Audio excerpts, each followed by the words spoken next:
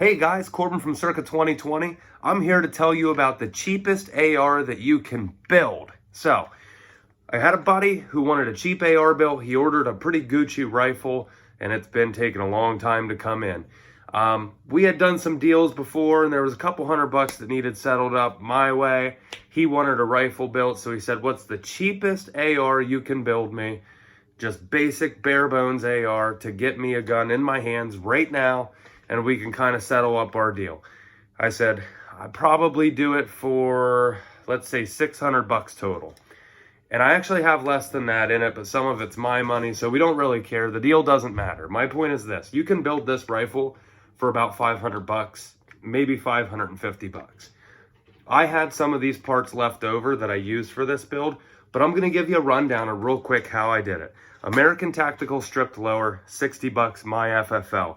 $60 for the Anderson upper, $120 just basic magnetic particle inspected bolt carrier, $50 Mil-spec stock and buffer tube, buffer spring set with castle nut and everything, Mil-spec charging handle, you're looking at $20, mag pull backup, rear flip up sight. I had the A2 gas block left over from a Smith & Wesson, and I had the A2 style handguard, Delta ring barrel nut. And this is actually the barrel from the Smith & Wesson because I needed a pinned barrel to pin the gas block on. So I ended up buying, like $130 Ballistics Advantage barrel and just swapped it onto the Smith & Wesson and took the pinned barrel off the Smith & Wesson so I could put it on this build. Regular standard Mil-spec lower parts kit from unbranded AR, looking at $40-50. And then like a $30 windowed P-mag with the orange stripe. Pretty cool. So this is like a Mil-spec A2 slick side upper, so you don't have the forward assist, but with ARs now you really don't need it. Everything works pretty smooth. And I do have I did some other touches for him, like I gave him this mag. This was one of my personal mags, but I thought it looked good with the rifle. And I did a Cerakoted compensator for him on the end. But my point is this, guys: you can go out and spend $1,200 at your local gun store. Right now, to go buy a rifle that's really not anything different than this, you're going to spend $700 to $800 if you can find them in stock. I'm telling you, you can build this rifle for $600 or less, and this is going to get it done just as good as anything else.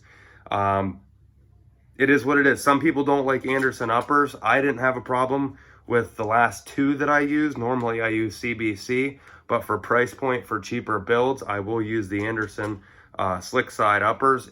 Really, with a slick side upper, there is nothing that can go wrong because there's nothing going on in it. It's just a shell. I always use magnetic particle inspected bolts.